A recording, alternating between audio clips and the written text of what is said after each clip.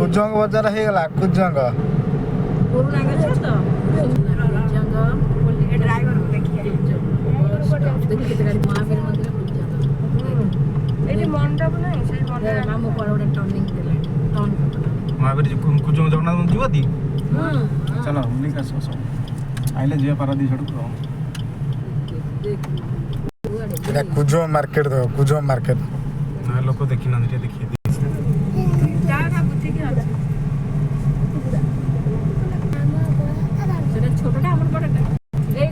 ଏପଟେ ବାଟ ଅଛି ଆମର କୁଜ ଭାରିଆ ମାର୍କେଟକୁ ମେନ୍ ରୋଡ଼କୁ ଇଏ ଗାଡ଼ି ଛୋଟ ଗାଡ଼ି ଅଛି ଏଇ ରାଣ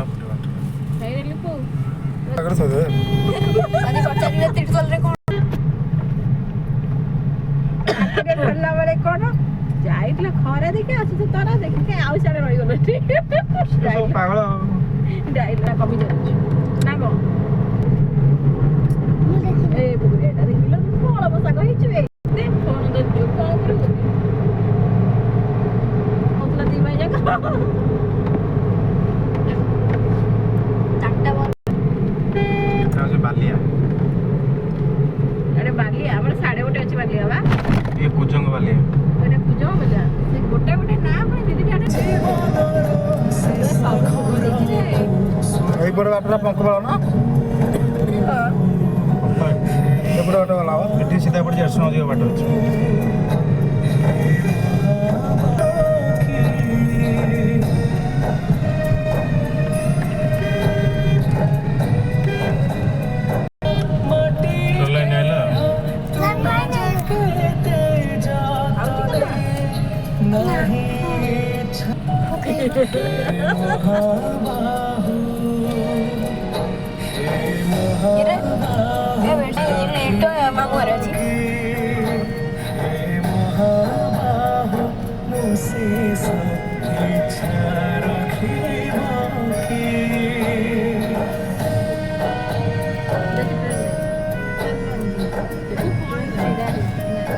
ଗଲା ଏବେ ଯାଉଛି ଦେଖ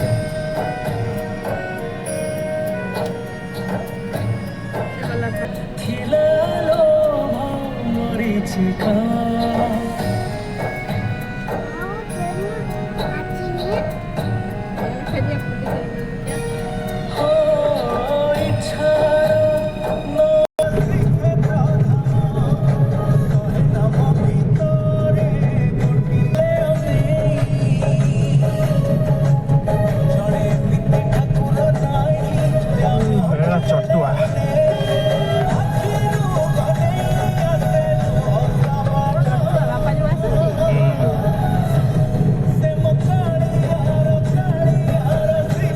এইପଟେ ରୁହନ୍ତି ସବୁ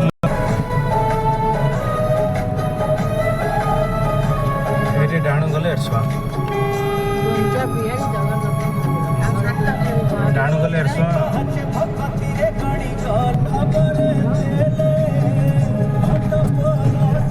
ରାସ୍ତାଟା ହେଇଯାଇଛି ଖରାପ ଥିଲା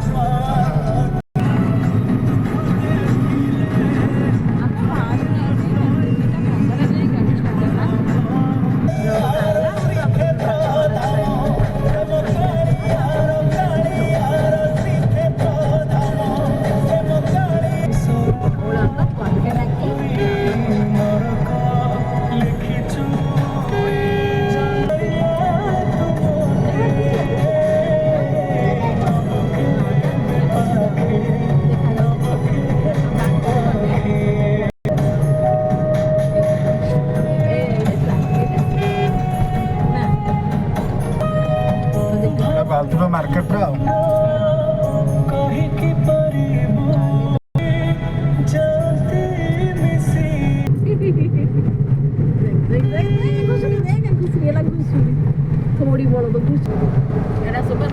ଏଉଠୁ ମାରିବି 120x ଦେଖିଆ ଆମେ ଜଗନ୍ନାଥ ଗଲେ ଏଠି ବଳଦେବ ସଇଲେ ଏଇଟା ସୁଭଦ୍ରା ନା ସୁଭଦ୍ରା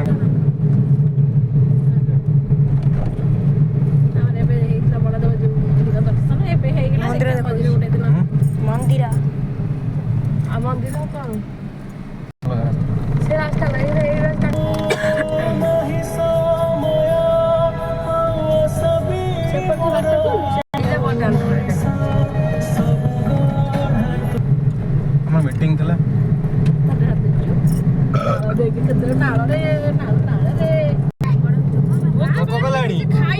कदली खाइबु चल सेठी कोबी दो अरे एई पटे आमे आसितले ओटे कोड कहला लिपु आसी नथला ओदन आउ के आसला के जानी आडू के आसी लिपु आसला बड़ा ना कणा अरे एई पटे दे आमे जाइछले नानी घरु गले एड समय प्रबल होइला से कदली खाबो ओलेले कदली खाबो कदली साइड से बने अछि पूरा रास्ता दी साइड भीड़ एठी हे गला कदली खाइबु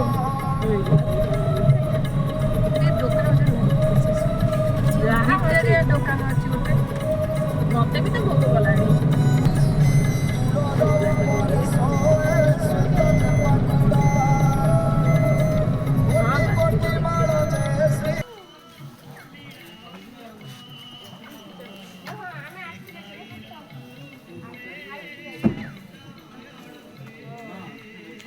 दुकान जा भोगाने भोग करियो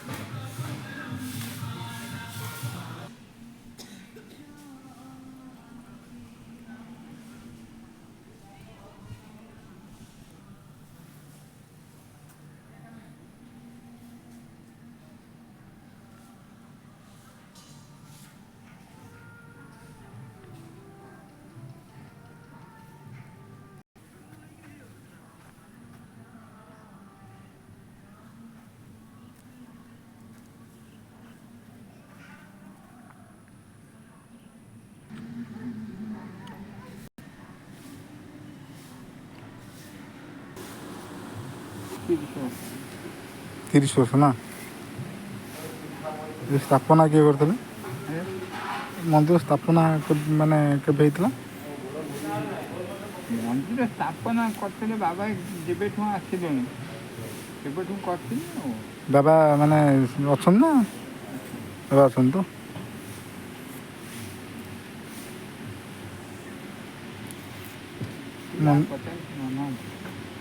नना सत्य कथा कही आम जान आम ए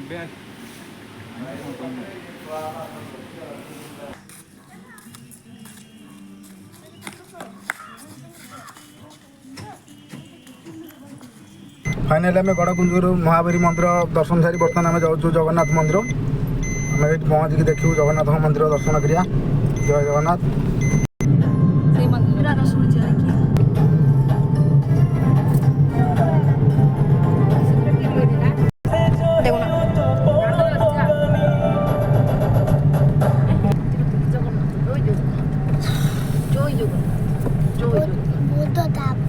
জয় জগন্নাথ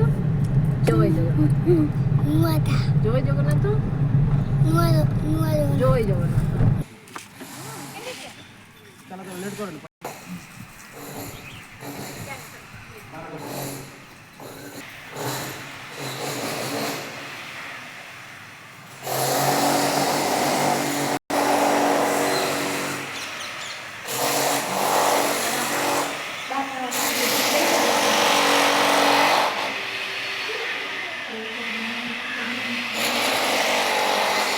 जल्दी आसो दर्शन कर बाहर लेट करो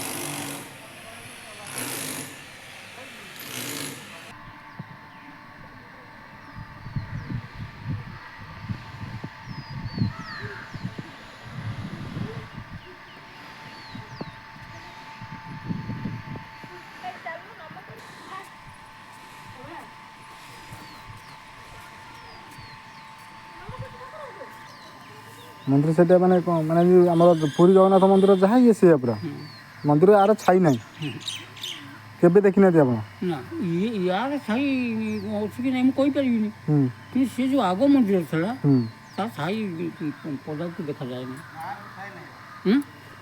आर भी छाई ना हाँ